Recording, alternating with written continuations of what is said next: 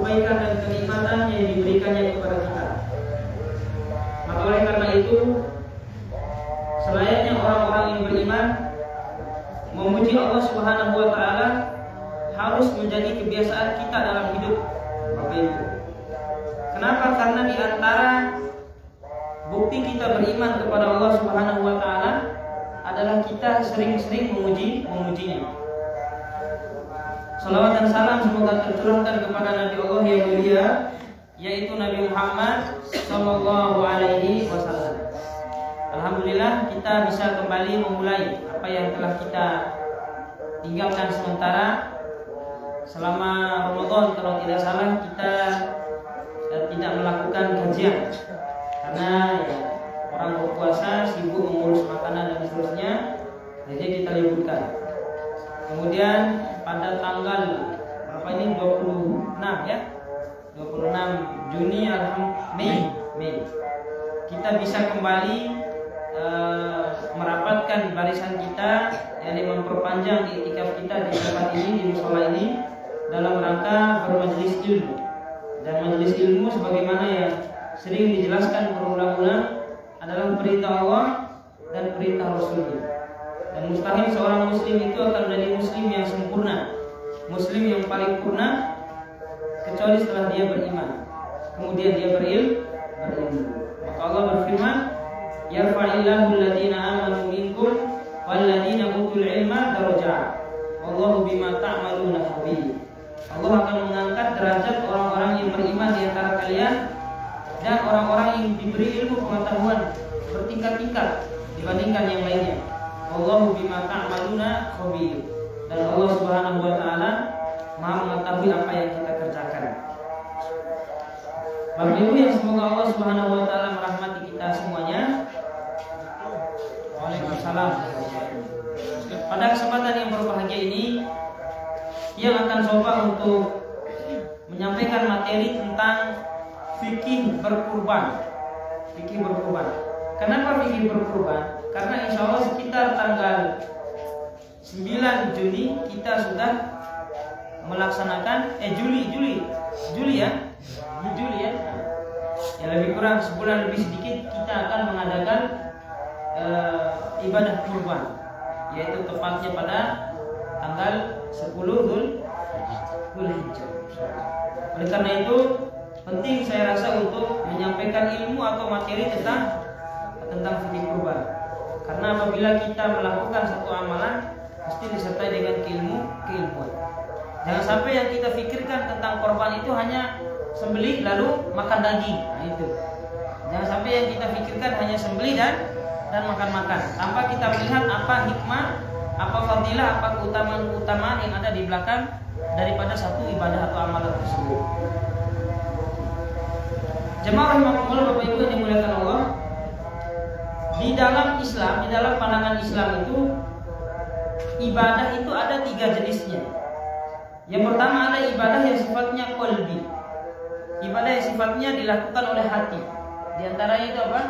Niat, takut, kemudian cinta, mengharap, ridho, dan seterusnya. Itu adalah ibadah-ibadah yang sifatnya ibadah hati. Yang kedua ada ibadah yang sifatnya ibadah jawarih, yaitu ibadah yang dilakukan oleh badan, ibadah badan. Seperti sholat yang baru saja kita lakukan, itu dilakukan oleh badan. Kemudian apalagi puasa, mengaji, dan seterusnya, itu adalah ibadah-ibadah tubuh, ibadah badan. Nah yang ketiga ini ada namanya ibadah harta, ibadah maliyah, ibadah yang hanya bisa dilakukan dengan harta. Apa contoh? Di antaranya adalah berkorban ini, akikah juga, zakat juga, sedekah juga. Nah itu adalah ibadah-ibadah yang sifatnya maliyah, yaitu harta. Oleh karena itu Bapak Ibu yang dimuliakan Allah, karena kurban ini adalah sifatnya ibadah harta, maka dia tidak bisa dilakukan dengan secara spontan atau tiba-tiba langsung berkorban, maka harus dipersiapkan. Yang pertama yang akan sampaikan tentang apa itu korban. Secara definisinya, berkorban ini kan kita sudah tahu Bapak Ibu ya, kalau orang berkorban ya potong sapi, potong kambing. Kalau potong ayam, nah, bukan berkorban itu. Ya, sedekah. Itu hanya apa namanya ibadah lain lah selain korban. Nah, al-udhiyah itu berkorban adalah ismun lima yudbahu minal ibili wal baqari wal ghanami. Kurban itu adalah satu nama, satu istilah yang dilakukan dikarenakan kita menyembelih 3 hewan.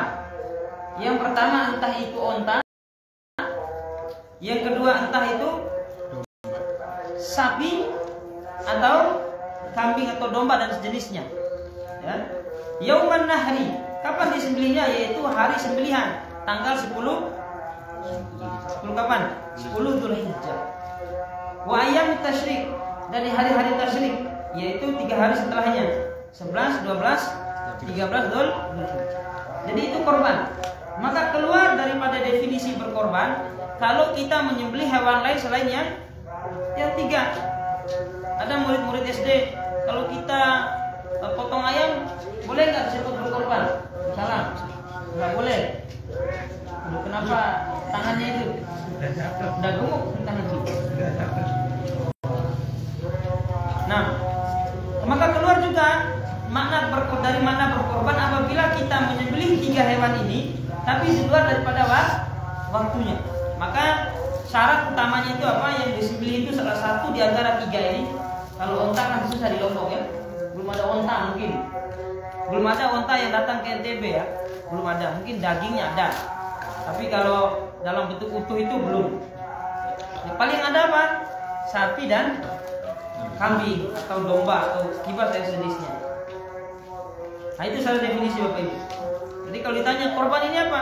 Korban itu adalah menyembelih salah satu dari 3 hewan tadi pada tanggal 10 atau 11 atau 12 atau 13 Dzulhijjah. Ini namanya ibadah korban. Ini dia. Kemudian kalau di Bima ibadah korban itu disebut sebagai Arurajana'e namanya. Hari Idul Adha besar, hari Id besar. Jadi yang Idul Fitri ini disebut Aruraja Toi, yaitu lebaran kecil. Jadi disebut kecil. Kalau Idul Adha ini besar disebut, ya karena ada sembelihannya itu. Nah. Kemudian yang kedua hukumnya. Hukum apa hukum orang berkorban? Dalam mazhab Abu Hanifah berkorban ini wajib, dia bilang. Wajib bagi yang punya uang, wajib. Karena dalilnya apa? Fasholli li rabbika wanhar. Dan sholatlah untuk Tuhanmu, kemudian sembelihlah, kata perintah. Sementara kata perintah itu menunjukkan wajib. Itu kata Abu Hanifah. Kemudian ada dalil. Man wajada sa'atan falam yudhahi fala yaqrabanna musallana. Barang siapa yang mendapatkan kemudahan harta, banyak uang, punya uang atau punya banyak ternakan di antara atau sapi kah atau kambing kah, falam yudhahi. Sementara dia tidak mau berkorban, fala yaqrabanna musallana. Janganlah dia dekat-dekat kepada masjid kami. Coba. Jadi orang yang punya kemudahan harta, nggak mau berkorban, disuruh jauh-jauh, jangan dekat ke sini. Nah, sementara di banyak hadisnya Nabi begitu getol atau begitu bersemangat memerintahkan sahabat untuk datang mendekati masjid. Bahkan yang nggak mau ke masjid mau dibakar rumahnya, Pak.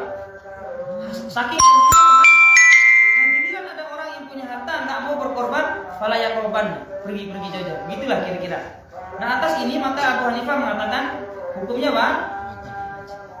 Tapi jumhur secara umum ulama yang sebagian besar atau kebanyakan para ulama sebagaimana yang dijelaskan oleh Syekh Sayyid Sabit dalam kitabnya Fiqh Sunnah itu, bahwa hukumnya apa? Hukum daripada al-udhiyah sunnatun muakkadatun, sunnah yang ditekan. Jadi sunnah yang ditekankan. Seperti apa misalnya? Seperti sholat qobliyah zuhur, ba'diyah zuhur, kemudian ba'diyah maghrib, ba'diyah isya, qobliyah subuh. Itu sangat ditekankan. Maka Nabi betul-betul memerintahkan, memotivasi kita untuk melakukannya. Wa yukrahu tarkuha ma'al qudrati 'alaiha. Makruh meninggalkan korban atau makruh tidak berkorban bagi orang-orang yang mampu. Jadi makruh meninggalkan korban bagi orang-orang yang mampu. Ini dalam pandangan mazhab secara umum. Tapi kalau dalam Abu Hanifah tadi, justru kalau punya harta wajib. Berarti kalau meninggalkannya haram, dianggap berdosa. Dalil apa? Dalil para ulama yang mengatakan sunnah muakkadah itu hadis riwayat Muslim juga ini. Idza ra'aitum hilal dzulhijjah. Apabila kalian melihat hilal Dzulhijjah, artinya sudah mulai masuk tanggal 1 Dzulhijjah, wa arada ahadukum an yudhhiya, dan salah seorang di antara kalian mau berkorban. Nah, kata-kata aroda, mau ini bahasa sasarnya apa itu? Niat. Niat ya? Berniat. Milih. Melet, bukan lagi melet ya? Milih. Nah, milih ya. Mau nih, mau. Apabila ada orang yang tahu masuk tanggal 1 Dzulhijjah dan mau atau berniat mau berkorban, falyamsik an sya'rihi. Hendaklah dia menahan rambutnya, jadi nggak dipotong, Pak. Wa adfarihi, atau kuku-kukunya, jangan dipotong dulu. Sampai sempurna penyembelihan sampai selesai dia nyembelih hewan korbannya baru boleh. Hadis riwayat Muslim. Nah, kata-kata aroda yang mau, nah ini menunjukkan tidak wajib. Artinya sunnah, tapi sunnah sangat ditekankan. Jamaah rahimakumullah. Maka bisa kita lihat Nabi pernah berkorban dengan dua kambing. Jadi Nabi itu, Pak, Bapak Ibu, sebelum menjadi Nabi itu kaya. Sebelum jadi Nabi itu kan kaya beliau, pebisnis, sukses, banyak hartanya, banyak uang. Karena beliau berbisnis atau mengembala domba, berbisnis dengan mantan bosnya yaitu Khadijah bintu Khuwailid yang kemudian menjadi istrinya. Tapi begitu jadi Nabi tidak kaya lagi, tidak kaya, bahkan pernah tidak makan 3 hari, pernah tidak masak 3 hari, sampai kantong, kalau dulu di zaman Nabi itu nggak pakai aqua begini, jadi kantong air itu terbuat dari kulit untuk menyimpan air. Nah kalau nggak terbasah, kalau lama dia nggak terbasah kering, biasanya sampai dia apa namanya mengkerut atau sampai dia haka-haka itu loh, apa namanya sakit, sampai dia mau robek itu. Ah ya itu sudah, nggak sampai rusak, saking tidak ada uang. Tapi sahabat Nabi yang lain banyak uang, Pak. Sahabat Nabi yang lain itu banyak uang, Utsman, kemudian Abu Dzar Al-Ghifari dan yang lain itu lebih banyak uang. Tapi dalam keadaan terbatas seperti itu, Nabi masih mengusahakan untuk berkorban. Makanya nanti ada pertanyaan orang-orang orientalis, orang-orang kafir yang jahat-jahat itu, kalau begitu sumber pendapatan Nabi di mana? Nah, itu nanti cerita lain itu ya. Di mana, dengan apa beliau menafkahi istri dan seterusnya? Nah, itu ada cerita yang lain. Itu Bapak Ibu yang dimuliakan Allah Subhanahu wa taala. Kemudian yang berikutnya, apa keutamaan berkorban ini? Apa keutamaannya? Apa pahala yang menyertainya? Maka di dalam sebuah hadis Nabi bersabda, "Ma'amila adamiyun min amali yaumin nahri ahabba ilallahi min ihraqid dam."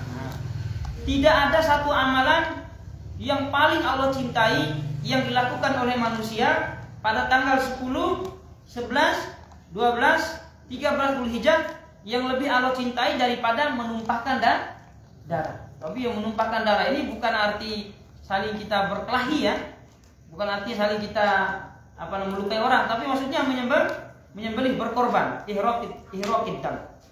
Innaha lata'ti yaumul qiyamah atau yaumul qiyamah. Sesungguhnya hewan-hewan korban tadi akan datang pada hari kiamat bikuruniha, dengan yakni tanduk-tanduknya, wa ash'ariha, dan datang dengan bulu-bulunya, wa adlafiha, dan datang dengan kuku-kukunya.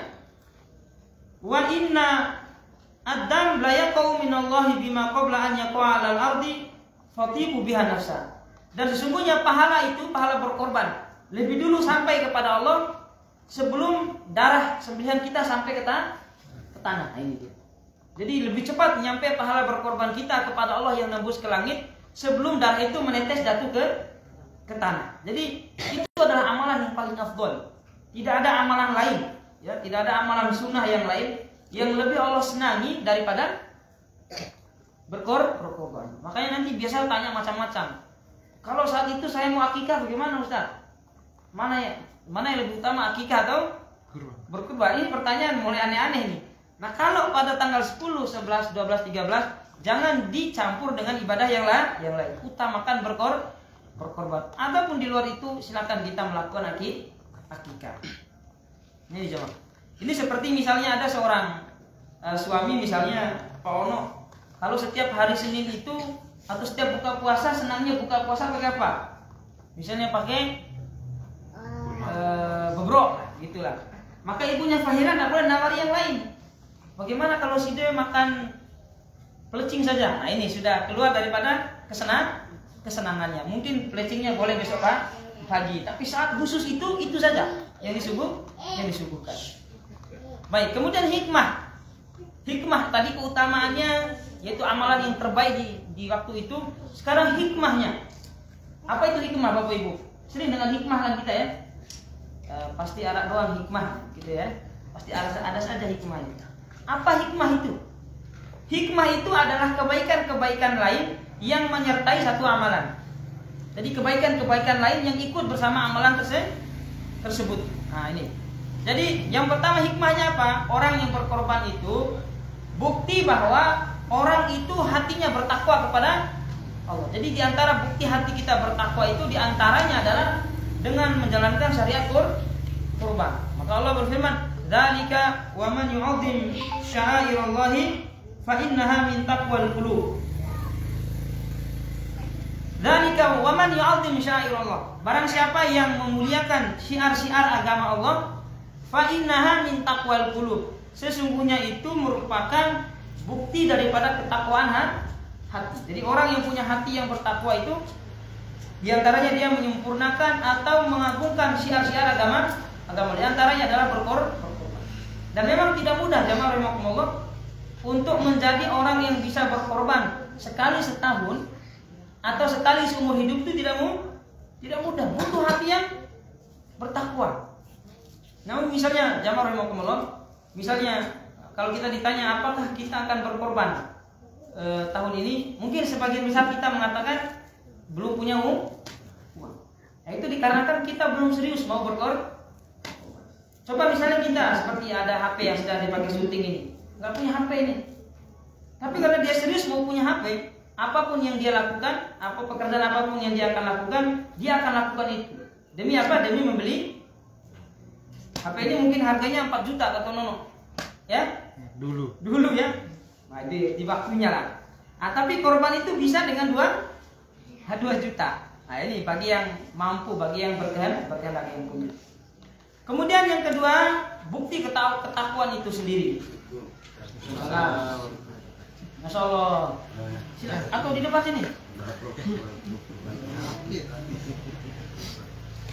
Kemudian ada ayat juga, lan yanalallah luhumuha atau lan yanalallah luhumuha wala luhumaha wala dima'aha walakin yanaluhu taqwa minkum.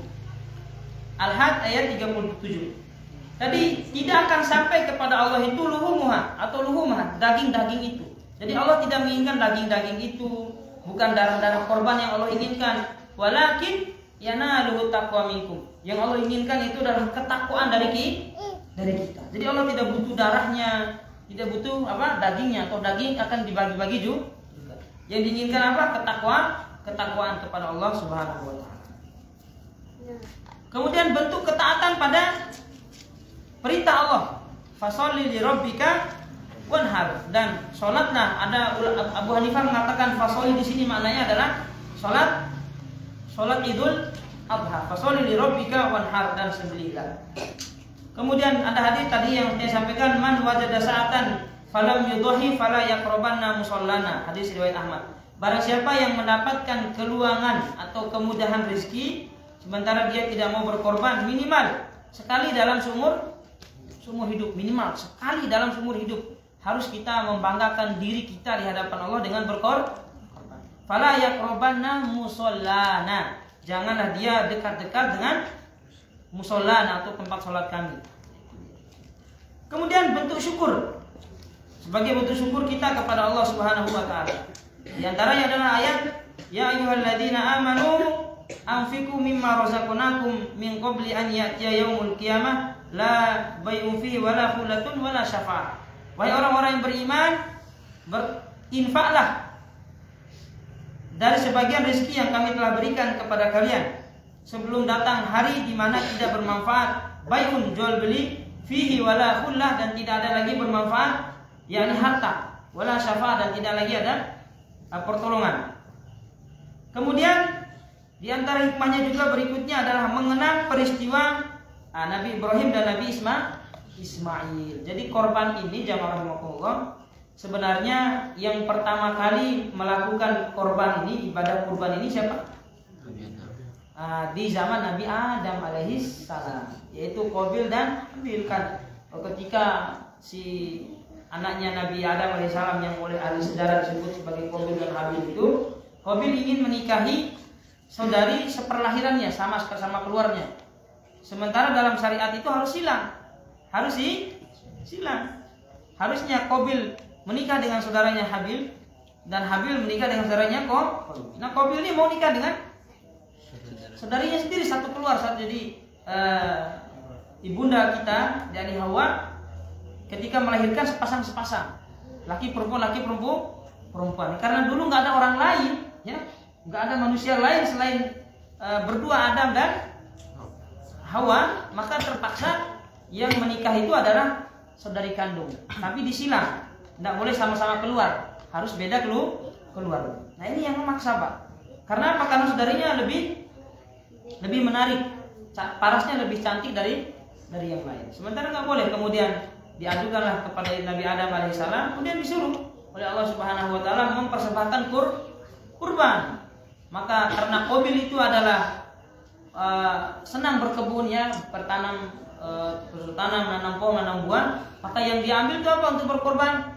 Yang diambil itu adalah buah-buah yang paling busuk, yang udah jatuh, yang rusak-rusak, itu yang dia kumpulkan, disimpan di satu gunung, satu bukit sebagai korban. Kemudian Habil ini agak baik hatinya. Maka beliau adalah seorang pengembala. Maka dipilihlah hewan ternaknya yang paling gemuk, yang paling bersih, yang paling bagus, itu yang dia persembahkan korban. Dan Allah Subhanahu Wa Taala menerima korban si Qabil sama si Habil yang mempersembahkan hewan terbaiknya. Kemudian turunlah itu, kemudian ceritanya di zaman Nabi Ibrahim dan Ismail. Saat itu Nabi Ibrahim bermimpi, inni ra'aitu fil manami anni adbahuka fanzur madza tara. Sesungguhnya wahai anakku sayang, aku melihat dalam mimpiku bahwa aku menyembelihmu. Bagaimana pendapatmu? Jadi Nabi Ibrahim ini melihat dalam mimpinya beliau menyembelih anaknya yang bernama, ini anak udah lama ditunggu, Pak. 80 tahun baru punya anak. Sekali dilahirkan disuruh dikorbankan. Fanzur madza tara, tapi diskusi dulu Nabi Ibrahim, bagaimana pendapatmu? Kemudian Nabi Ismail, karena dia orang soleh, beliau orang soleh, faf'al madza tu'mar satajiduni insyaallah minas sabirin. Lakukanlah apa yang diperintahkan kepadamu wahai ayah, maka engkau akan menemukanku insyaallah termasuk orang-orang yang sabar. Artinya apa jamaah rahimakumullah? Bapaknya juga sebenarnya tidak tega hati, tapi karena ini adalah perintah dia lakukan. Anaknya juga, walaupun dia akan disembelih, dia tidak takut. Dia malah dia mengatakan satajiduni insyaallah minas. Tapi karena melihat ketakwaan dua hambanya ini, masya Allah, maka Allah mengatakan fafadainahu bidzabhin adzim, maka kami gantikan Ismail itu dengan sembelihan yang besar. Jadi tidak jadi disembelih Nabi Ismail alaihissalam. Bisa dibayangkan kalau syariat ini berlanjut, Bapak Ibu, ya, anak pertama semua digorok gitu, ya, disembelih. Ya, siapa anak pertama itu disembelih. Tapi alhamdulillah Allah Subhanahu Wa Taala Maha Rahman. Jadi Allah hanya ingin mengetes atau menguji keimanan daripada Nabi Ibrahim dan Nabi Ismail alaihi salam. Jadi untuk mengenang itu. Kemudian syarat udhiyah, syarat hewannya dari sisi umur, kambing itu minimal 1 tahun, masuk ke tahun kedua, bukan 1 tahun berjalan ini, tapi masuk ke tahun kedua. Sudah sempurna setahun, masuk tahun kedua. Artinya yang umur 2 tahun pun lebih baik lah. Tapi minimal dia setahun. Kemudian yang kedua sapi, 2 tahun masuk ke tahun 3. Jadi bukan 2 tahun umurnya. Misalnya ada orang umurnya 2 tahun berjalan tuh, Ada orang yang ada sapi yang umurnya 2 tahun berjalan, mungkin 1 tahun 10 bulan, ini belum bisa masuk nih. Atau 1 tahun 11 bulan. Minimal dia 2 tahun akan melangkah masuk ke tahun ketiga. Nah kalau di Lombok ini, kalau nggak tahu di tempat lain, biasanya itu dilihat dengan giginya ya. Karena susah untuk memastikan, nggak ada akte kelahirannya ini sapi ini, nggak ada KTP-nya pula. Jadi dilihat dengan cara tradisional ya, dilihat dengan cara adat. Nah, disinilah namanya masuk kaidah al-adatu muhakkamatun. Tradisi itu dijadikan sebagai hukum masuk. Jadi kalau tradisinya mengecek umur sapi itu dilihat dari giginya, nah bisa masuk, bisa masuk. Kemudian kalau unta berapa? 5 tahun masuk ke kanan. Tapi kita tinggalkan unta itu karena dia tidak ada di sini ya. Kita fokus dia di kambing dan sapi. Bahkan untuk domba atau kibas kalau nggak salah bisa 6 bulan karena dia badannya lebih besar ya. Baik, itu dari sisi umur. Kemudian yang berikutnya, syarat sembelihan berikutnya yaitu hewan korban terlepas daripada aib, terlepas daripada cacat, tidak boleh yang cacat. Maka Nabi SAW bersabda, arba'atun la tujzi'u fil adhahi. Ada 4 kriteria kategori hewan yang tidak boleh disembelih, dijadikan sebagai hewan korban. Al-awra al-bayinu awruha, yaitu hewan yang buta, yang jelas butanya. Mungkin ada ya yang punya kambing yang nggak bisa lihat itu, yang kalau jalan itu selalu nabrak-nabrak. Nah ini nggak bisa ini dijadikan sebagai hewan berkorban. Kemudian wal maridatul lati marduha al-bayin marduha, yaitu hewan yang sakit, yang jelas sakitnya, sakit apapun. Entah itu misalnya kulitnya, akan ada kambing penyakit kulit banyak sampai bulu-bulunya rontok semua. Atau sakit yang lain, tapi penyakitnya jelas ini, bukan sama tapi jelas, ini tidak boleh. Wal urja al bayinu dhiluha, yaitu kambing yang pincang, yang jelas ketika jalan itu pincang, tak bisa jalan lagi, pincang pokoknya. Kemudian wal ujafa allati la tunqa, yaitu kambing yang kurus krempeng. Nah 4 ini tidak bisa dijadikan sebagai hewan berkorban. Yang pertama tadi apa? Buta, yang jelas butanya. Yang kedua sakit lah secara umum ya, diantaranya koreng, yang jelas sakit korengnya.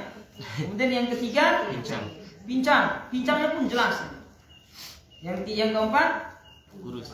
Nah, tidak boleh yang kurus sekali sampai yang kelihatan apa namanya tulang-tulang rusuknya bisa dihitung dari luar ya. Ini janganlah. Nah, kemudian dari sisi waktu, syarat dari sisi waktu, yakni zabhatuha fi waqtin muhaddadin. Sembelihannya itu hanya di 4 hari saja. Di 4 hari. Yang pertama tanggal 10 tadi, kedua 11, 13, 14 Dzulhijjah. Jadi tidak harus di tanggal 15 tidak boleh. Kalau 15 sudah bukan hari tasyrik. Jadi tidak hanya sembelih korban itu tidak harus atau tidak hanya dilakukan pada tanggal 10 ketika lebaran itu, enggak harus itu. Boleh di tanggal 11-nya, misalnya kebanyakan sapinya banyak sekali, ratusan begitu. Ah, boleh dibagi-bagi. Tanggal 10-nya 10 ekor misalnya, yang berikutnya sekian ekor sampai habis dibagi. Ini jamaah. Tapi sembelihannya jangan sebelum sholat. Setelah selesai sholat, maka Nabi bersabda, "Man dzabaha qabla sholat fa innama hiya dzubiha li nafsi."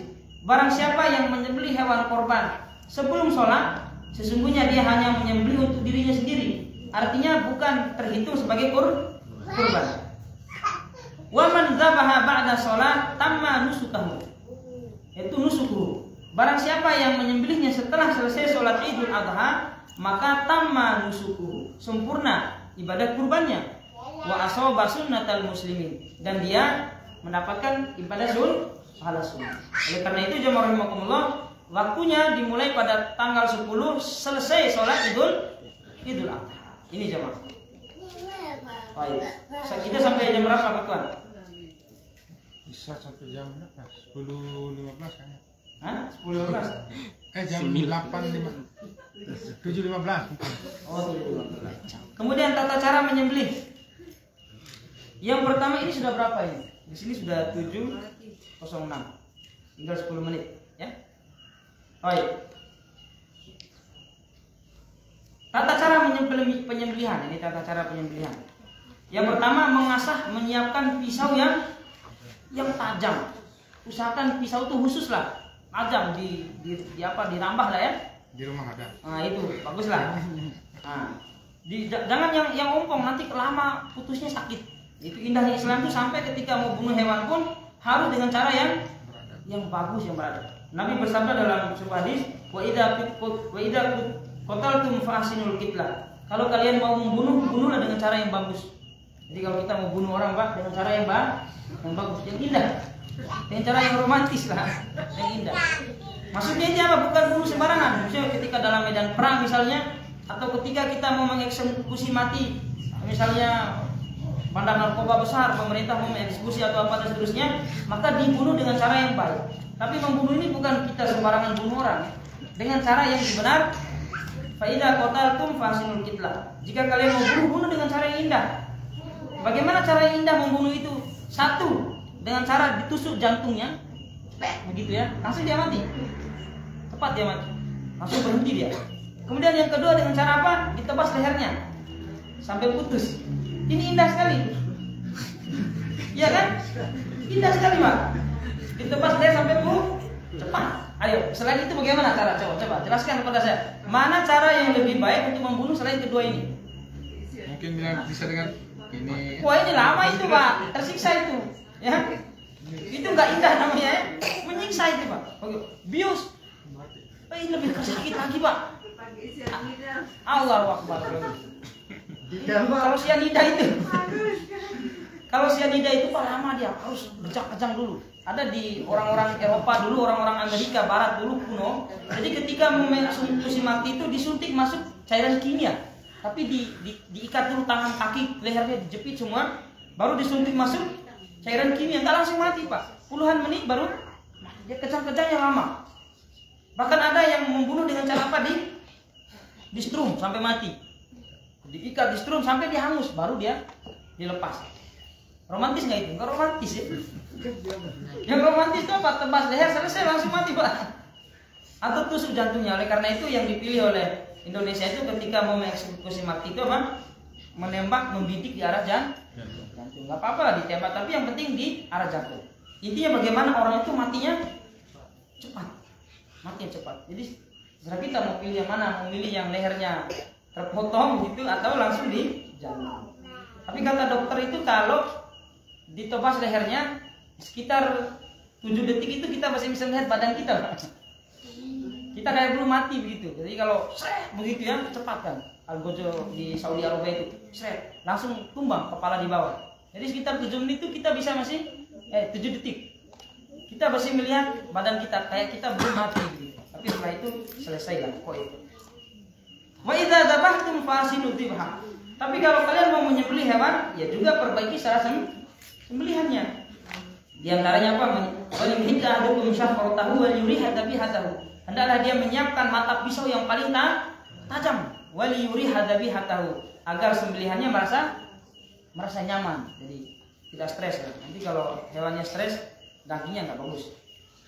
Kemudian yang kedua, memisahkan antara hewan yang disembelih dengan hewan yang akan ada 10 sapi mau disembelih, jangan dieksekusi di depan temannya. Wah, dia stres, Pak.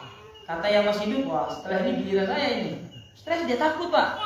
Kalau dia stres, hewan itu dagingnya pasti tidak bagus. Darahnya yang keluar juga tidak normal, tidak sempurna, sehingga mempengaruhi kualitas daging. Stres, Pak. Sapi juga bisa stres, mati setelah itu. Maka dipisah. Indah sekali Islam ini. Semua dijelaskan secara detail. Yang tiga itu tidak berlaku kasar pada hewan. Walaupun ini hewan kita akan bunuh dia, nggak boleh diinjak-injak atau ditempelin, dibanting-banting. Ya, kalau kalian kita lihat di pabrik-pabrik besar orang barat itu dibanting-banting sebelum dipotong. Di perusahaan-perusahaan ayam, daging ayam itu dibanting dulu, Pak. Ayam disiksa dulu baru disembelih. Ini kasihan. Kemudian cara yang berikutnya menyembelih, menyebut nama Allah, membaca Bismillahirrahmanirrahim, Allahu Akbar. Minimal itu. Kalau mau sempurnanya Bismillahirrahmanirrahim, Allahu Akbar, hadza laka wa minka anni. Kalau kita yang menyembelih sendiri anni. Bismillahirrahmanirrahim, Allahu Akbar, hadza laka wa minka anni, dari saya. Kalau kita menyembelihkan orang lain, Bismillahi, Allahu Akbar, hadza laka wa minka, an siapa sebutnya? An Haji Ono, an Misamil, an Maulidan misalnya, dan seterusnya. Yang boleh. Itu caranya dulu. Jangan langsung menarik Pak sebelum menyebutnya Bismillah. Ini nggak sah sembelihannya. Kalau tidak menyebutkan Bismillah, maka usahakan yang menyembelih itu adalah orang yang paling paham agama. Jangan yang nggak paham. Nanti dia asal narik saja pisaunya. Nggak sah, asal gorok saja. Kemudian harus terputus empat uratnya. Nah itu. Masih ada hukum? Masih ya?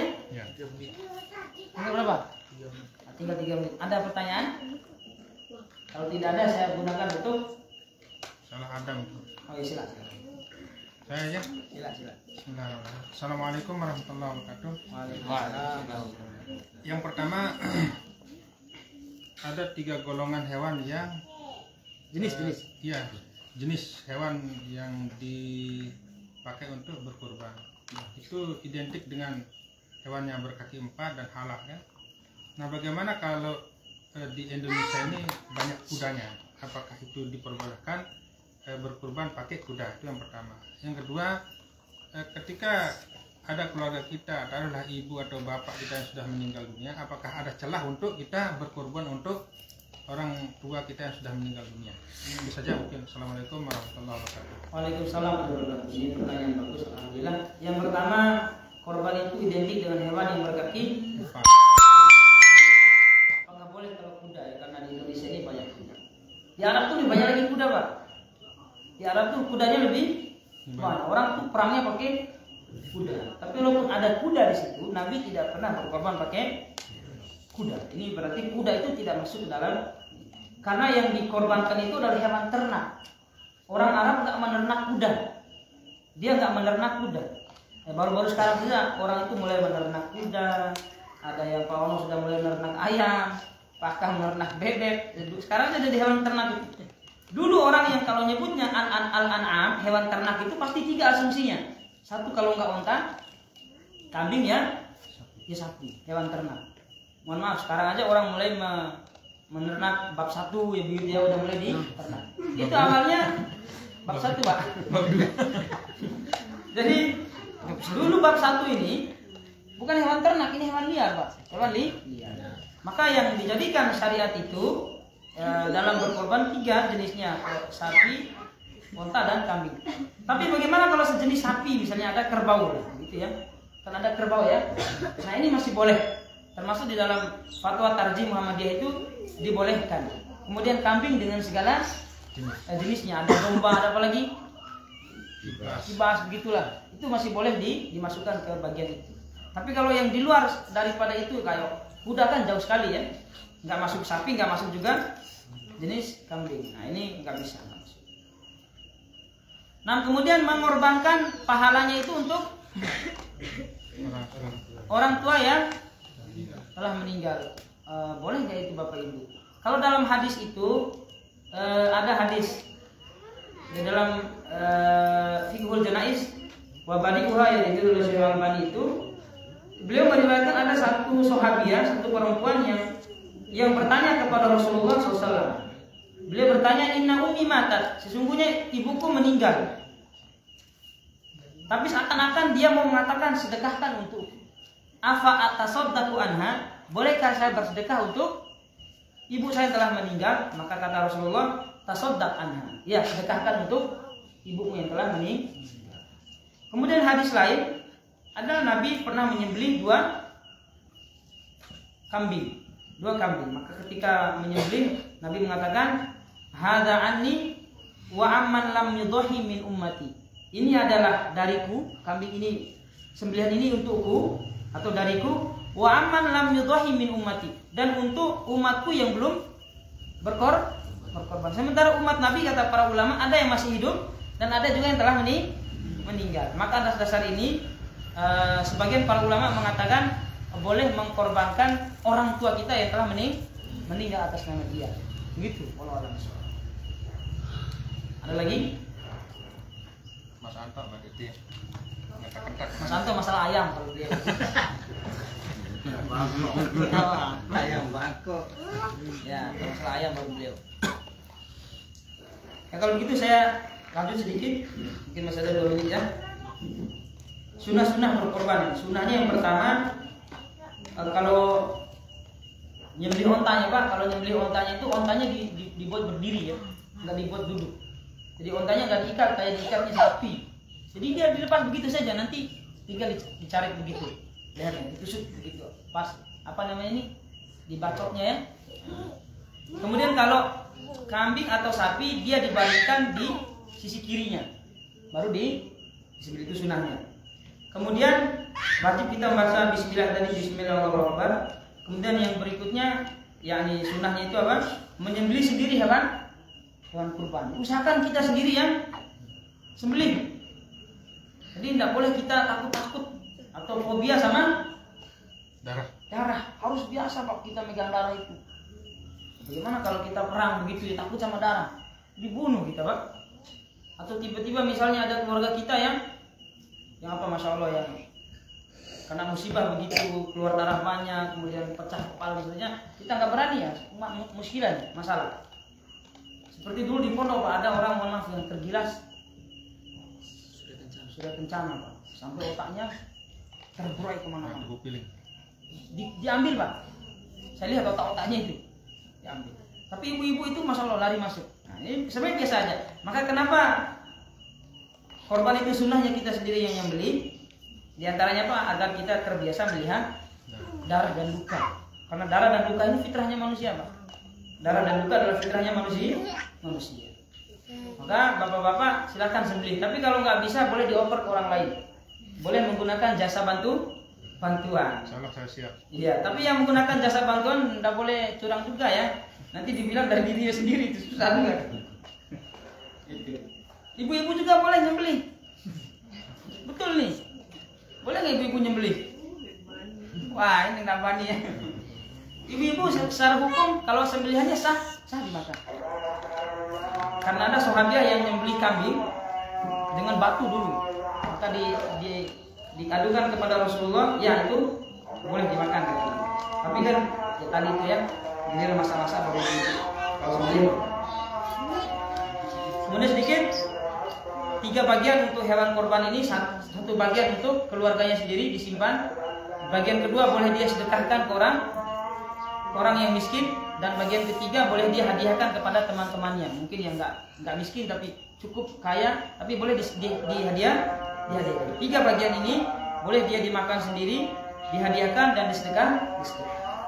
Itu mungkin wallahu a'lam bishawab. Terima kasih Bapak Ibu atas perhatiannya. Kita akhiri karena sudah masuk waktu Isya. Subhanakallahumma wa bihamdika asyhadu an la ilaha illa anta astaghfiruka wa atubu ilaik. Assalamualaikum.